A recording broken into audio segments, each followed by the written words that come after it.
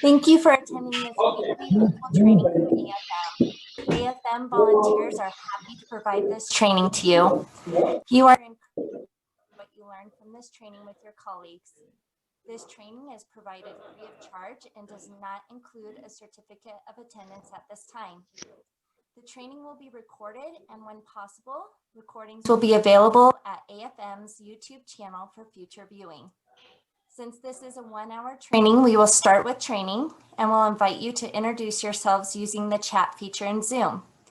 At the end of the training, AFM's fire safety advocate, Jose, will be hosting a tea time, and you're invited to stay to network and ask further questions about the training topic or to discuss other pertinent topics to the fire service.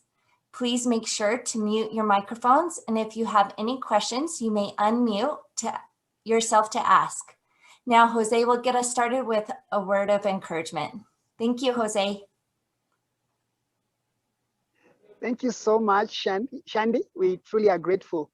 Also, we are so grateful to have Mr. Howard Cohen join us yet again. We are truly grateful for your time, sir.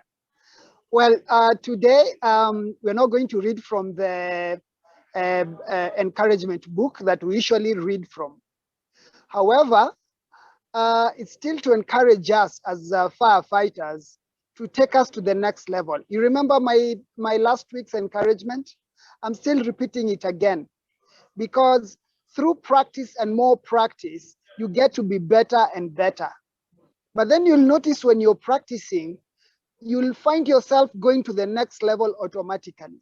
Yeah. For example, if you want to be good in pumps, for example, like Mr. Peter Muturi, who's a pump operator, if he wants to be a good pump operator, he always constantly needs to practice, and he'll take himself to the next level. This week, I've been taking myself to the next level. And I must admit, it is not an easy thing. But because I started it now, I'm 2 weeks old to the next level. It looks kind of easy, but then it's just about a time whereby I feel I'm confident enough to get myself to that level. So even as we get taught in this Wednesday's classes, like today we have the presence of Mr. Howard Cohen. How much more can you learn from our trainer? And how can you use that skill taught in your fire station, within yourself? You need to read more about it, and you need to put it more in practice. As you can see in the background, I'm actually not in my workstation. I'm actually in a store at where I'm taking myself to the next level. But then you know what? It doesn't matter where you are.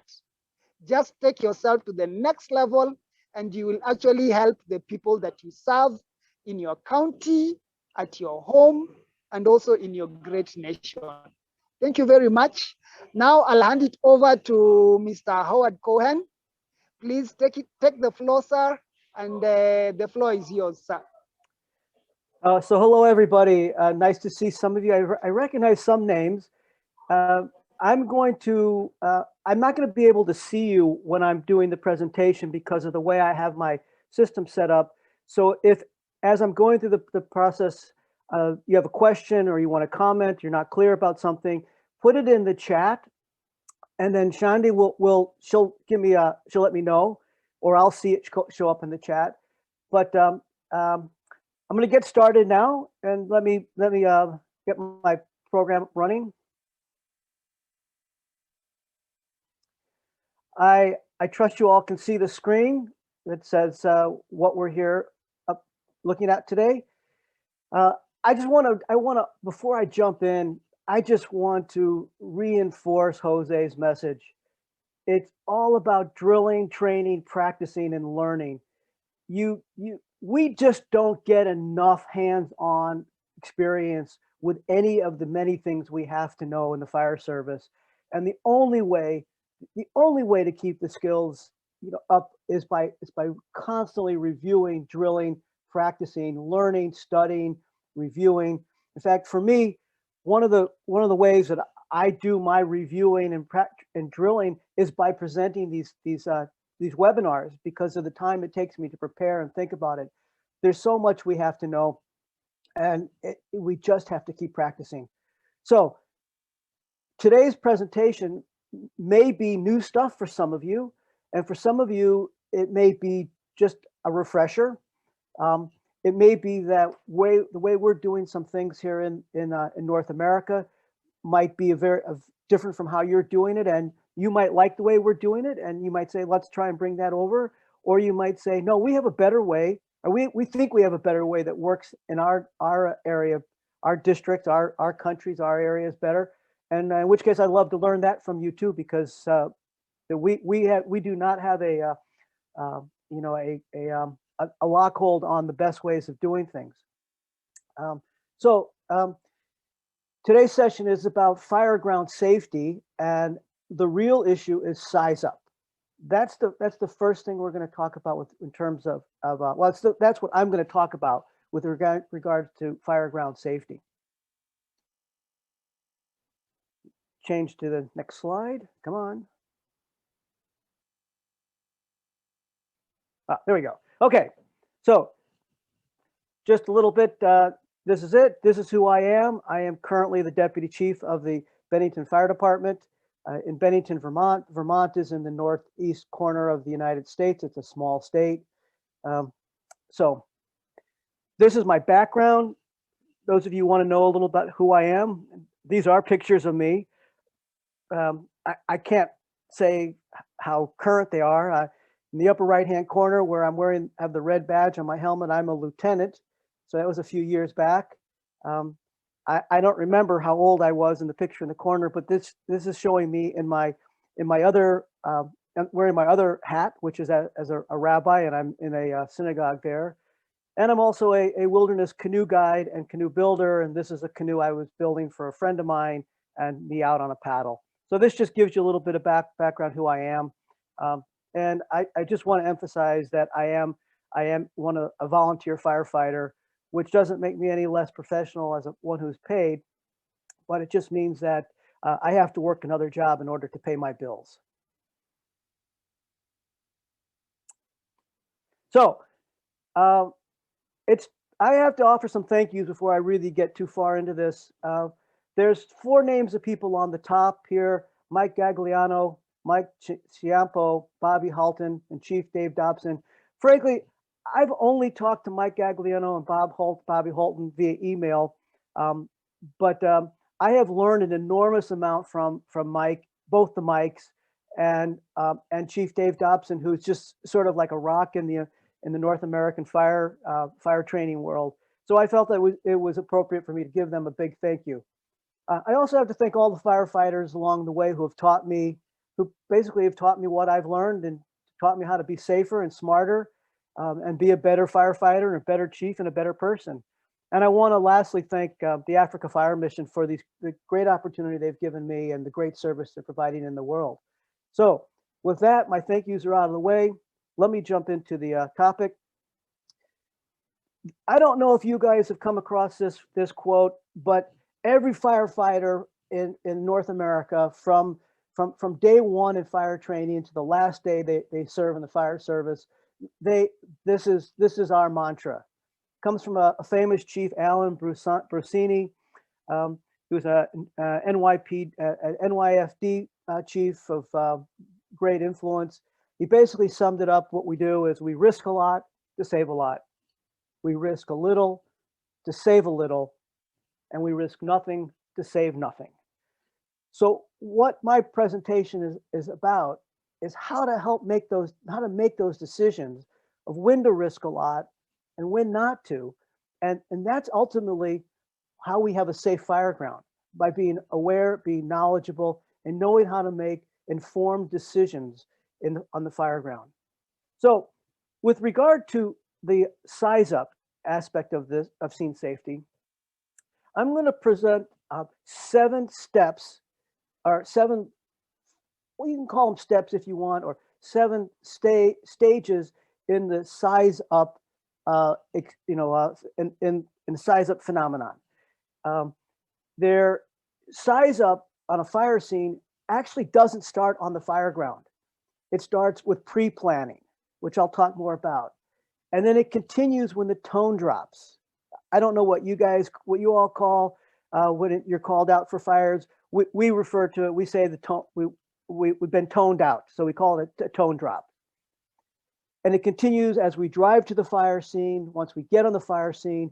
And then once we get out of our apparatus or our vehicles and we're on the fire scene, there are these 4 aspects, 4 through 7, that we have to use to size up the scene to maximize safety and our effectiveness at what we're doing. And remember, our first priority is to save lives.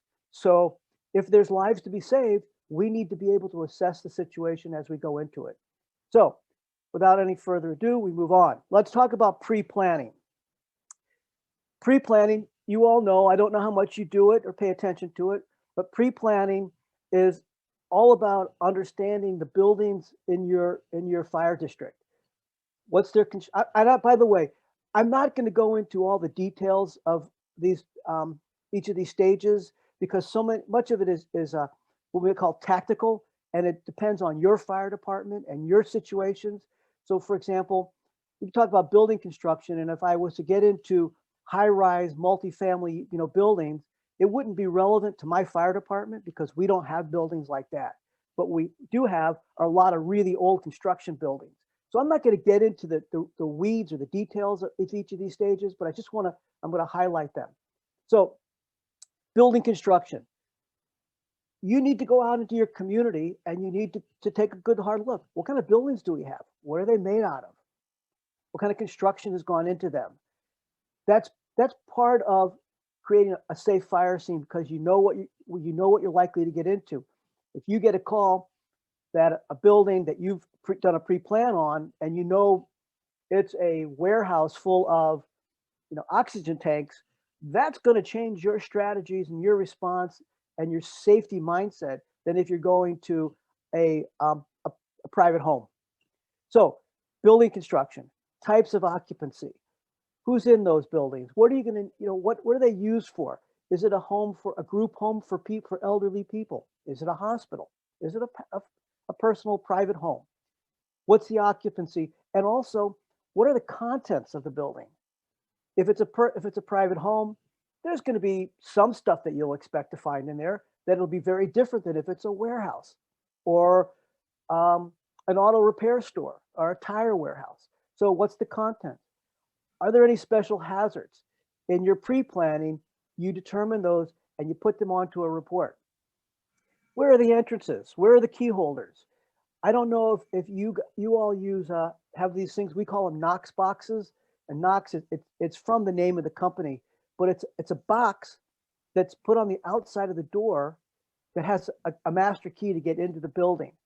So I, for example, have a key to the Knox box, which means I can go into any building in my town that has a Knox box and unlock it because there's a key there. So do you know if you have those on properties? And do you know where they are on the properties? Because some buildings are complicated. They're not, simple, front four-sided buildings. So knowing where the entrances are, knowing where the key holders are if you don't have a Knox box. There's nothing worse than standing outside of the building and you hear a fire alarm going off. You want to go in, but you don't want to destroy a door or a window just to go check on a fire alarm. On the other hand, you don't want to not go in. So knowing who the key holders are is an important part of pre-planning. Also knowing where your hydrants are, your water sources. Again, this is where in every community it's different. Where they are, do you have to shuttle water? Do you have to draw water from ponds? Do you have hydrants? So that's all part of the pre-planning. I'm gonna, let's see. I don't know how well you could see this. I couldn't print it I couldn't get it to copy big, but this is a copy of our pre-incident form. And I sent Shandi a PDF of this. So if you want a copy of this for your own records or to use you could do that, or you could get a hold of me through the African Fire Mission, and I can give you some other copies. But it shows, what's the address of the facility? Does it have a Knox box? Who are the key holders? Those things I said. What kind of the occupancy? Listen to the basic things. Pre-planning is part of size up and fire scene safety. So, let me just see if there's any questions. I see that there's a chat. Okay, nothing for me. Okay, so when the tone drops, you hear it, the alarm's gone off. I'm going responding to a call. This is the next step in fire scene and size up. Where am I going? Do I recognize the address? Do I know what's happening? Who do I have with me? I don't know what you guys do when you respond to calls, whether you respond in your personal vehicles or you are responding from your firehouse, or you all have to go to the firehouse and then respond. But in my department, I respond from my home or wherever I am. And then I listen to see who is signing on. And sometimes I'll hear a truck sign on. The driver will say they're responding. And I have to ask, who's with you?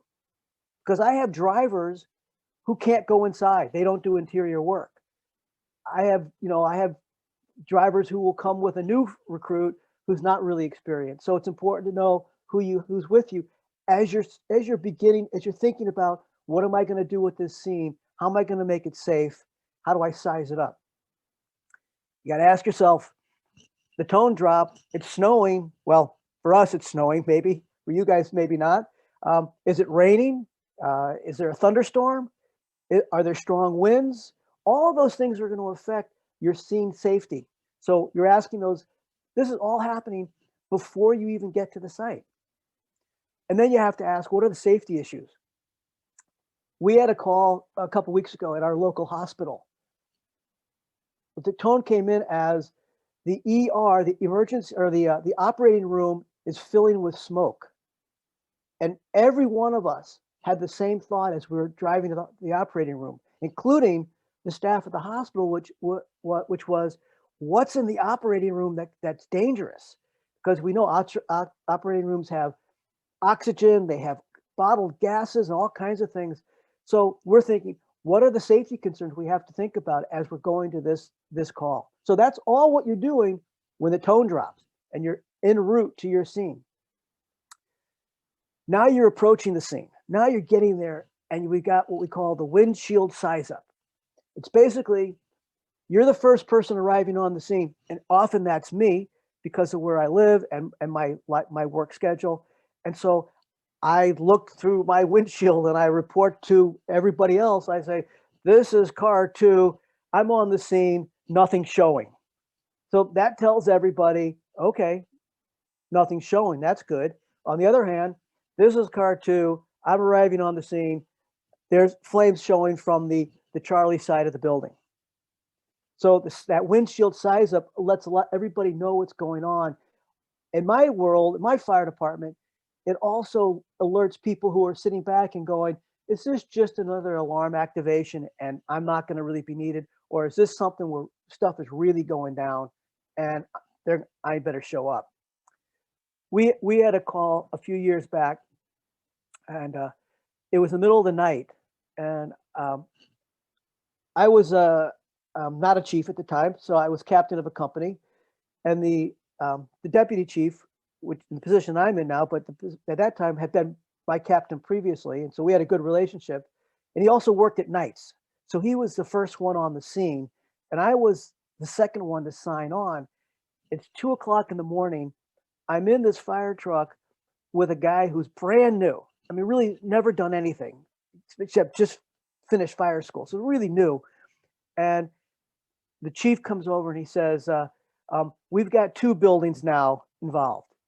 And I'm thinking to myself, oh man, I haven't heard anybody else sign on yet. It's going to be the 3 of us up there. So to get to the building, I had to drive up a steep hill. As I'm going up the hill, I'm saying to myself, I hope there's some other people there. I hope there's some other people there. And just as I crested the hill, I saw 5 guys standing there waiting for me to show up with the truck. People who came from their own cars. So that windshield report, really important. Knowing who's there, all important, adds to the challenge. Now, again, like I said, I don't know how you all respond. You may all go by, you have your companies and you go and you know what's happening on. That's fine.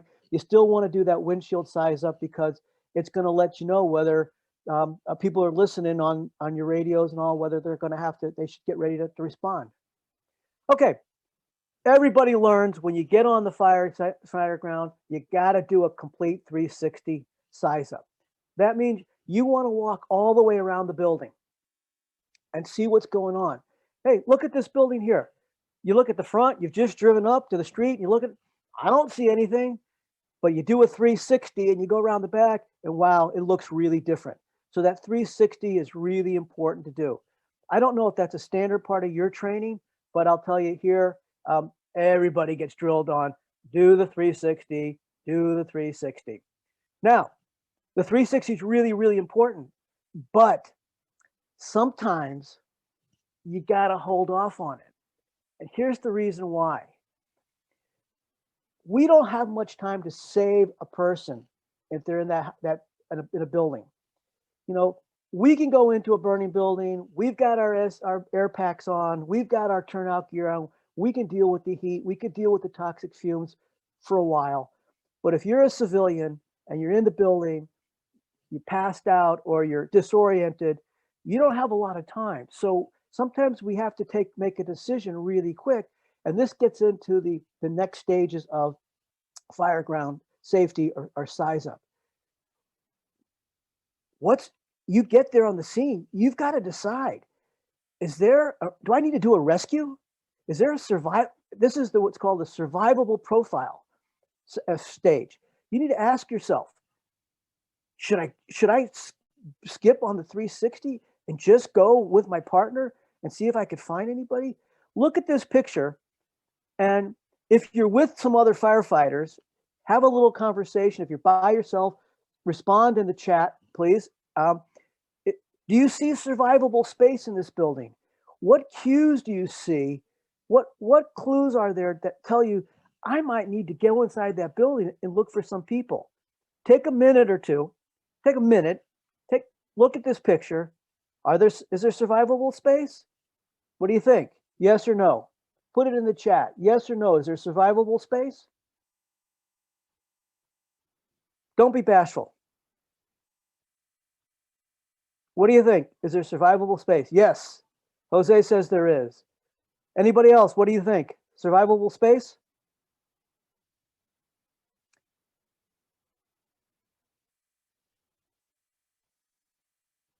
Well, I'm going to assume that you guys are having trouble getting on the chat. So yeah, there is survivable space. Look, maybe right in this window. Could be. Where's the fire? Well, it's coming from here. There's smoke there. So yeah, but hey, here's some cues. It looks like it's nighttime. Yeah, it's dark. There's a car there. So people are probably in the building, but look in the front yard. There's toys. Looks like there's toys from different age kids. So I'm betting I'm going to get there. I'm going to say, hey, this sure looks like a place where there's survivable space. And there sure look like there are people in there. I'm going in. But you might be able to do that. You've got to size up the situation. So you've already been told, you already sized up. I'm going to a residential property. And I know it's nighttime. I don't see rain or snow, so that's not going to affect me. So now I have to decide. I get there, I see smoke coming, and it's, by the way, it's kind of an ugly looking smoke. So I'm thinking there might be people in there. They might need my help. So that's what we're talking about when you size up the scene.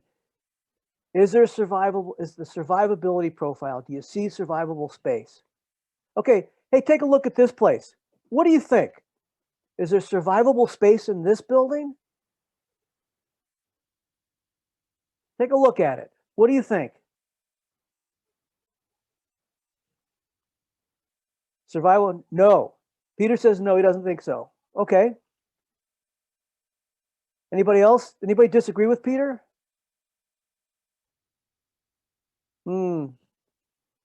Gioni says no, nope, okay. You're probably right, but you know what? If I first show up at this scene, I'm the first one on the scene, I want to take a look at this window over here. Maybe over here, because you know what? It's possible.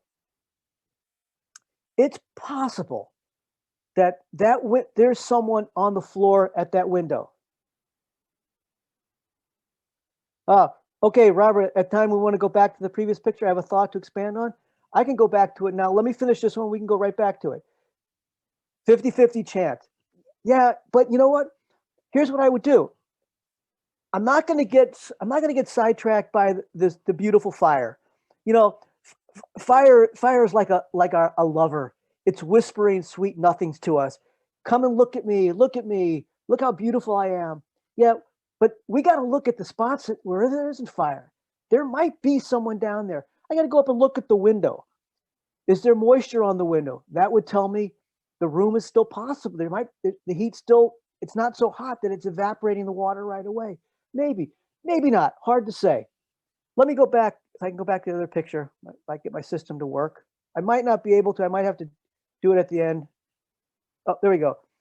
So, Robert, you had unmute yourself, Robert, and tell us what you're thinking about with this picture here. Oh, sorry. Let me get it back to it. Go on. There we go. All right. Yeah. Sorry, you may have covered some of this already. Sorry, we had a run earlier, so I'm on late. I apologize about that. No worries. I don't know how it is everywhere else for everybody, but what I noticed is there's a man, they took the hose line in the front door, which is very typical. But we know that generally adults are going to take the egress route that they're used to. There's a man door that leads right out to the driveway where that car is. If they're trying to escape and collapse, I'd put money on they were trying to get to that door. They generally use probably, it looks like a man door there on the garage right next to the car. They're probably going to be closest to that area. You know, that's a good critique of the picture. I should have said from the get-go, ignore the firefighter at the front door with the hose line. Because you're totally right in terms of critiquing, tactics or responses to this.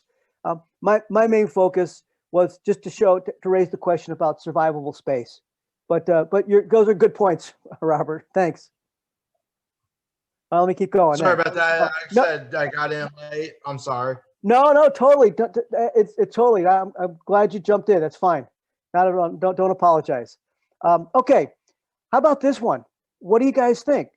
Is there survivable space here? What do you think?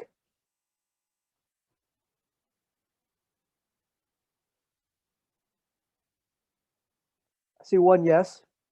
Two yeses. Yeah. Good. I agree with you. I see a lot of survivable space.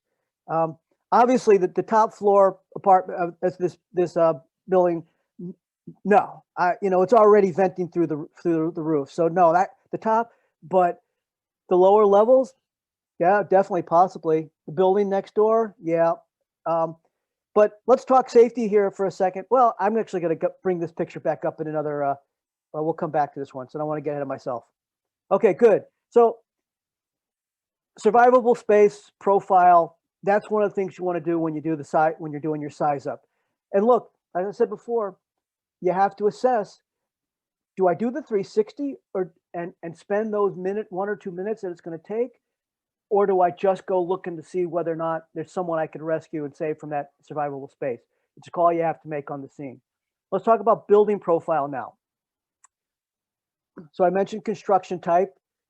It's important to know, what are the support elements in your buildings? What are your buildings constructed of? Like I said, in my community, we have tons and tons and tons of old wooden frame stuff. It's what we call balloon construction, which means fire just blows right up the walls, and because there's nothing stopping it. We also have, because they're old buildings, a lot of our multi-story like 2- and 3-story houses have been now divided up into into apartment units, but a lot of them have a grate on the second floor to allow the heat from the first floor to rise up to the second floor. Well, if there's a fire on the first floor, what's going to go up on the second floor right through the same vent? You got it, fire. fact, we had a building not too long ago. That's exactly what happened. In fact, the second floor room above where the vent was flashed over. Fortunately, nobody was up there, so nobody got hurt. But the fire started in the kitchen, meandered into the living room, went right up the where the floor vent was. So knowing what your buildings are, look at this building. Look at other things about this building. It's got these overhanging signs. Doesn't take much for that to let loose. So that's a concern you have to have in mind. There's grading. I don't know if you guys have the metal grading on a lot of your buildings. We don't here, fortunately, but in a lot of fire department districts, they've got to work through those kinds of things. That's all part of sizing up you're sizing up your community and the buildings in your community. And by the way, don't forget that when you're adding a lot of water to your building, you're adding a lot of weight. So what kind of weight is there in the building? What kind of, have you adding water? Is there, what's in the building? Will it lead to collapse? Look at these two buildings. I guess you'd have to be brand new to the fire service to not be able to tell that the collapse potential of these two structures is pretty high. I would not want to be one of these firefighters in this building over here. That building's just crying out to let go. The floor's sagging, the roof is laying in. That doesn't look very promising. The building in the bottom, there's a lot of smoke and a lot of fire in that building. It's a big building, and those walls look like those slab kind. And they lose their support, Matt. That's coming down. And these guys seem to know that. They're all way back. We had a fire a few years earlier this year. It was in an old racetrack building, and how those are like 5 stories high, and so that you can watch the horse racing and stuff. And somebody set a fire in there, and they set it deep in the building, and we couldn't go. By the time we went down there, we couldn't go in because the building structure, we couldn't. The collapse potential was too great, and there was hardly anything we could do about this fire except dump water on from the top. It took hours and hours to put it out. Fortunately, there was a river real close to us, so we were able to continue to get water pretty easily. Part of your building profile is what's its occupancy. And you need to ask yourself these questions. What is the building's primary use? What is its occupancy? What are its contents? What are its hazards? What are the entrance and exit issues? These are all things that are all part of the building profile that you need to do as part of your size up to assess to maintain and manage the safety on the scene. We're going to get into fire profile now. That's your third sort of on the scene area that you want to look at in order to make some decisions about, do I go in to try and rescue someone? How much do I go in and do interior firefighting? Remember, we risk a lot to save a lot. We risk a little to save little. And if the fire profile warrants going in to fight the fire inside to save the property owner's stuff, I'm willing to do it. But I got to be able to have a good sense of what's going on. So this is where the fire profile is. So questions you want to ask yourself. What's the smoke and the fire doing? What's it look like? What is the fire spread or progression? What is the extent of the involvement? A lot of times, I don't know about you guys, but if there's a smoke showing, the dispatcher gives us the report that they get from the people who send it in, the civilians or whoever out there. And a lot of times it's maybe a porch is on fire or something, a small porch fire. Well, what the report comes in as, it's fully involved. But a fully involved fire means the structure is burning, not just the content. So you need to size up when you get there. What's really going on? You need to ask yourself, are there other exposures that you need to be concerned about? That fire I told you about where I came up the hill and I'm praying, I'll hope there's other people there. Well, the problem was the first building we think was set on fire. We think it was arson, but I don't know if it's ever proved because it just basically went poof and blew up. But the big problem there was that it was impinging, it was impacting on the building next door, which unfortunately was lost too because of the fire. Is the fire vent limited or fuel limited? I'm not going to go deep in on this stuff. I'll just say vent limited means the fire's not getting air. And you all know the fire needs air just the same way we do. So is it vent limited? If it is, that's going to affect what you do, how you approach it. Because once you open a door or a window, it's no longer vent limited and the fire profile is going to change. Is it fuel limited? Is there much in the building to burn? What's in the building to burn? So that's your fire profile. Those are the kinds of questions you want to be asking yourself as you go into to respond. Real quick on the smoke profile, and I'm just going to really touch this on the surface. There's a lot of really good stuff out there, and there may even be a course or two coming up in the webinar series on smoke profiling, but you got to know how to read smoke. So there are four categories of characteristics of smoke you need to learn to recognize. First is volume, how much smoke is there? Second is velocity, how fast and how ferocious is the smoke pouring out of the building? Third is density. Is it wispy or is it really thick blowing out? And then there's color. Now, color is complicated. We used to teach in North America that you could tell what's burning by the color. But we now no longer teach that because you just can't tell. You really partly because the composition of what's in most of the buildings now, but color is still important, but not the way it once was. So that's smoke profiling. So volume is basically how much smoke there is in the building. You probably have studied about things like flashovers or smoke explosions and things like that. And you know that if the room is small and the smoke has nowhere to go, it builds up and it builds up. And then if it gets the oxygen, that'll sets it off. Because as I'm sure you know, smoke is just unburned fuel, waiting to get the right mixture of heat and oxygen to light up. So, which is why sometimes you'll see smoke blowing out of a building and you'll also see flames in the middle of it. So, but, you know, if you look at a building like this one in this picture, this is a really big building. There's a lot of space in there. So for smoke to build up and start coming out, that's a pretty good sign that there's a lot of gas and smoke built up inside there because there's so much room for it to continue to expand.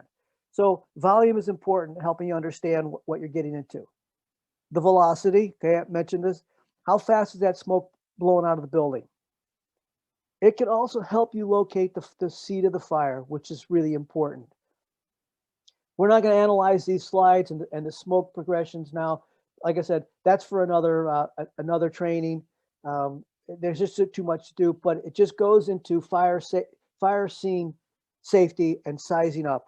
You arrive in that scene and you do your windshield report and you say, hey, this is you know, car 2, I'm on scene, I see, you know, heavy angry smoke, you know, coming out, you know, fast, you know, pouring out of the, you know, the A side window.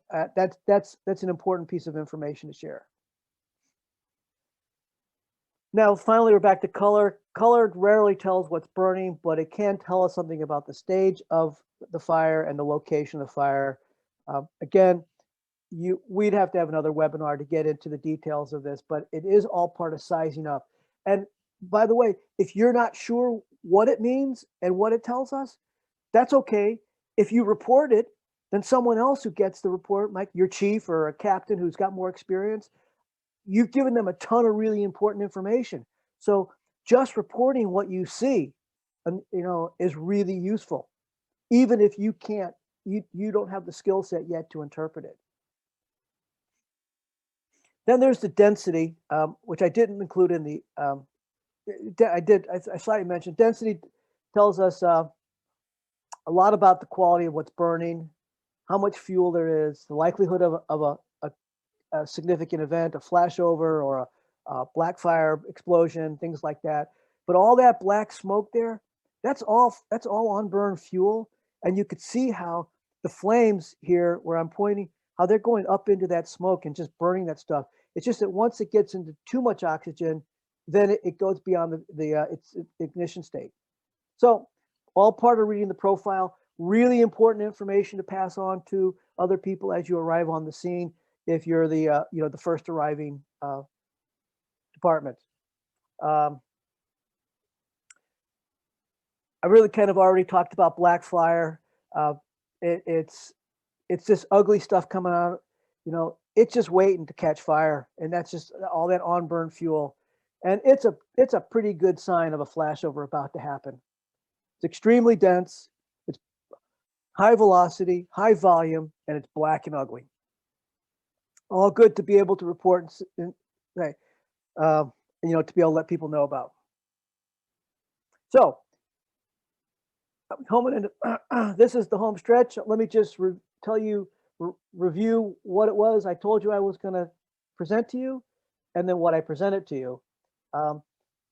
Your size up for scene safety starts with pre-planning, continues when the tone drops with a series of questions you start asking yourself, progresses to the windshield size up where you arrive on the scene and you report what you're seeing. Even if you don't know what it is you're seeing, know how to interpret what you're seeing, reporting what you see is really important to those who are coming behind you. Do the 360 if it makes sense. If not, do your rescue survivability profile. If you have the chance to rescue someone before you do the 360, go for the rescue because, like I said, risk a lot to save a lot.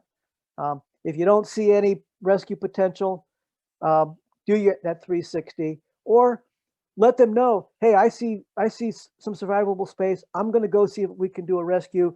Next people in, do the 360. Again, communicating, letting people know.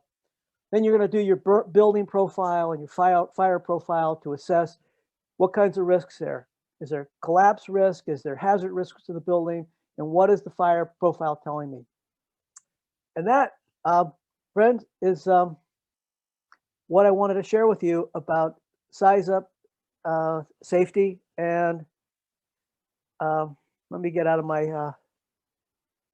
so I could see you all. That's what I wanted to share with you about size up and fire scene safety.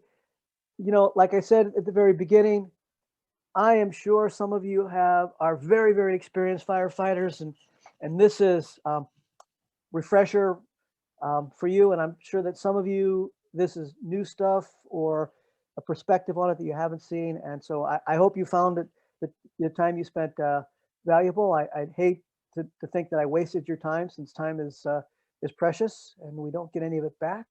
So I'm hoping you found it useful. I'm very happy to entertain any questions or comments, or if you do things in a different way in your department, I'd love to hear what you have and share it with everybody else. It's a great learning process. So on that note, I will shut up and see if you guys have any questions coming my way. I'm going to wrap us up here, Howard, and then open it up to questions. Okay. Okay. Thank you so much, Howard. And to all of you participating in today's training, we will be posting the recording online soon for future reference. We ask that you complete our online evaluation so that we can continue to improve our trainings. Next week's training is ventilation and flow path, and that will be with Howard once again. And you will be able to use the same link to log on to the training next week if you're able to attend. Please invite other firefighters to register and attend our trainings. Thank you, and remember, a better fire service starts with you. I'll go ahead and open it up to questions. Jose might not be able to stay for tea time because of technical difficulties, but Howard, if you're able to stay on and answer questions and entertain some conversation, that would be wonderful. Sure. And by the way, I promise that next week's training will not be exactly the same as this week's. For those of you who are coming back, it might be similar because obviously there's going to be overlays, but it won't be the same. Anybody have any questions? Any comments they want to share?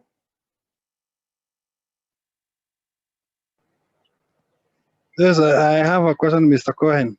Yes. Call me Howard. My name is Peter Mutu. Howard. My name is Peter Muturi from Kenyatta University. Uh-huh. And I'm asking, can someone know what is burning by determining the color of the smoke? Can you tell what by the color of the smoke?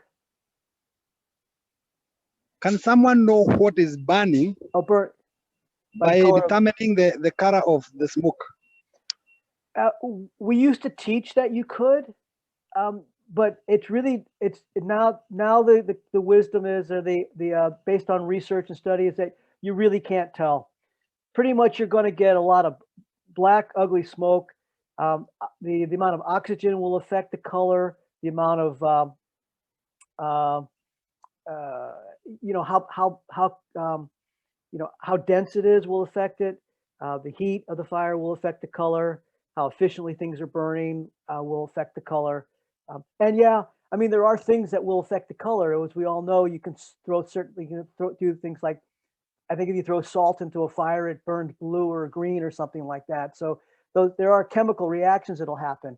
But generally speaking, if you're going to a residential place or you're going to just an office building, you can't really tell unless it's a warehouse that has very specific chemicals stored in it that are going to burn a certain color. So generally speaking, the teaching these days is that you can't really tell what's burning by the color.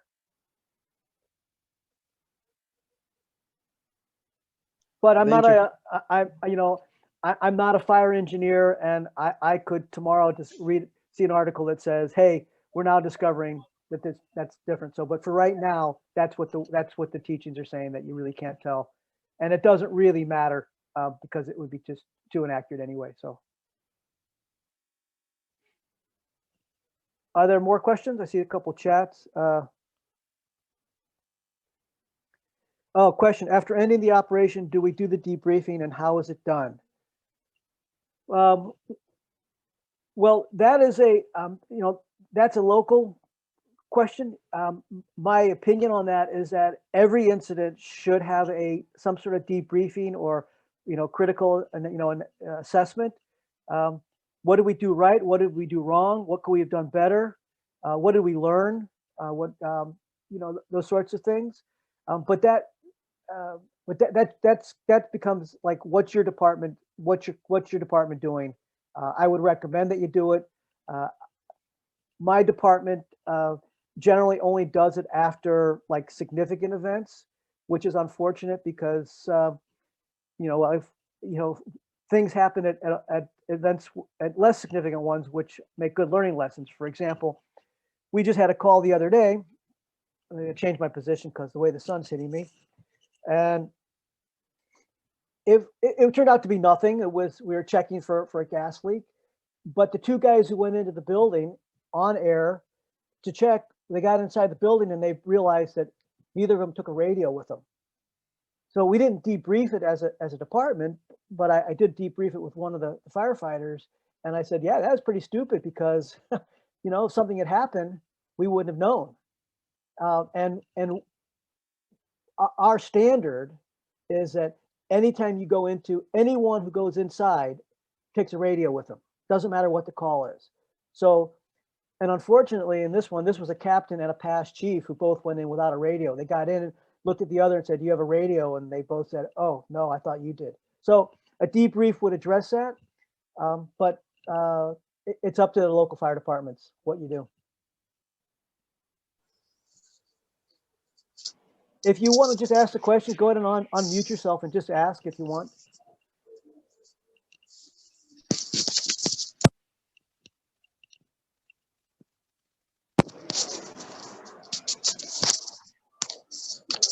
And if there are no questions, we can have wrap a up. question. Oh, okay. Who's asking?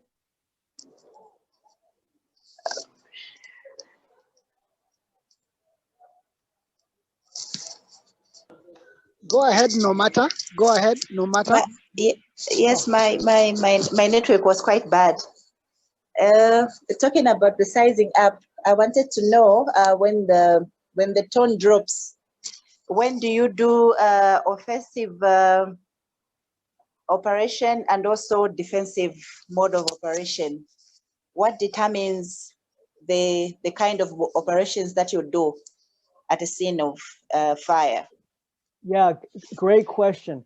I'm going to give you a broad kind of a general answer to that question, because ultimately this is a department by department, tactical SOG or SOP, standard operating procedure. As when I was learning from Mike Gagliano, who I mentioned, I gave thanks to in the beginning, he begins his teachings by saying, hey, if your tactical response is there's a burning building, I'm going in, period, then there's nothing more to say. That's what you're going to do. That's your tactic. But the more nuanced answer to your question is that it really depends. Look, it depends on who's with you, what your skills are, what the situation looks like. You might drive up to a building, to a residential property, and you suspect there are people in there. You're pretty much by yourself, or maybe you have one other firefighter, two other firefighters with you. The smart thing to do might be roll up, put into pump, use your deck guns and shoot, 150, 200 gallons of water in 10-second spurts on that hotspot while your guys are packing up, or somebody is hooking you up to a fire hydrant, or maybe you roll up there and you do that, you hit the site, and then you go on, because the next apparatus coming in is better equipped for dealing with that. So you've done an exterior, which you might call defensive if you want. You've started with an exterior, but now you might transition to an interior. So transitional firefighting is kind of we're hearing a lot about that. Nothing new, but it's what we're hearing. It's like sometimes you start with the exterior, and then you move interior based on the needs. Though you have to be in communications, because you don't want your deck gun slamming away in an area where your firefighters are going in with hose lines or doing a search and rescue. So it depends. Ultimately, it depends on your department's standard operating procedures and guidelines, and what your department tells you to do. And in other cases, I recently read about a career department that is, these are paid firefighters. This is their day job. This is their full-time work. And their department, they have an SOG that is that if there's nobody inside, they fight the fire from the outside, period. No going inside. I'm sure a lot of the firefighters in that department, don't like that, but that's the department's policy. So it really depends on your department. There's a place for both. There's a place for doing exterior, the defensive kind of approach, and then transitioning into the interior, more aggressive stuff. But it depends. But ultimately, if I look at a building, it's fully involved, there's no rescue involved, or it's significantly involved and there's no rescue involved, I go back to risk a lot to save a lot, risk little to save little. I don't really want to send guys into a building that's looking pretty nasty, just to try and put out a fire. I would do it to send in people. I'd go in to try and save people, but not just to save property. I wouldn't risk a lot to save just property. So that's kind of my answer to your question. I hope it answers it for you. So you have a question in through the chat. Is it wise to do the 360 when it is a bombing attack and we don't have the, well, great question. So the question is it wise to do the 360 when you're responding to a bomb scenario? Well, that's a really good question, and the answer is complicated. The short answer is you got to be really careful, obviously, because as we know, people who plant bombs like to plant more than one, because they're trying to maximize the damage they have. So no, I would say if you think you're responding to a bomb situation or a hostile situation of any sort, you've got to think twice. Do I do the 360? Because you might be creating more problems if you go ahead and do it. If they've set bombs on both sides of the building, or all four sides of the building, or in multiple places in the building. And there you have to reach out to your, you have to be in communication with other experts. I don't know how much bomb training and bomb response all of you guys do in your departments. We don't do any of that.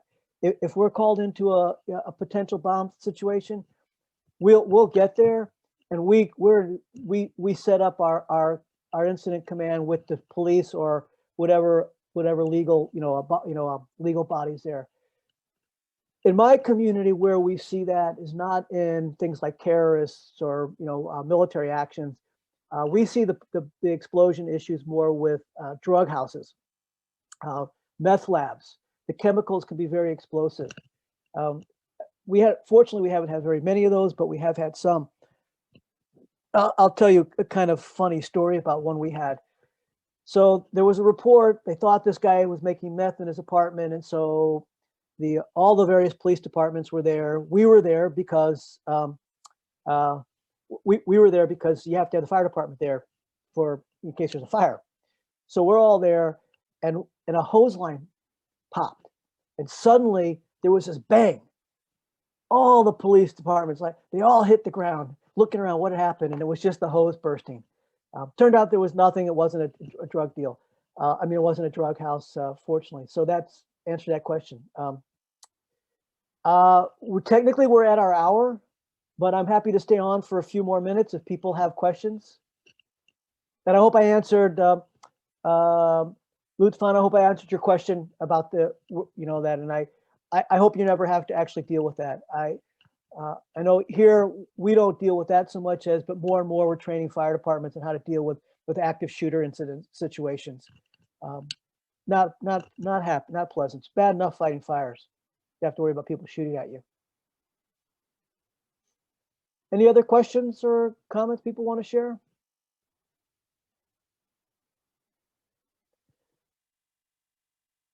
Going once? Going twice? 3 times? Then folks, I will maybe see some of you next week. And if not, thanks for coming out. I hope you found the time valuable. Oh, you're still here, Shandy. I thought you just. I hope you found it valuable. We appreciate you. Thank you.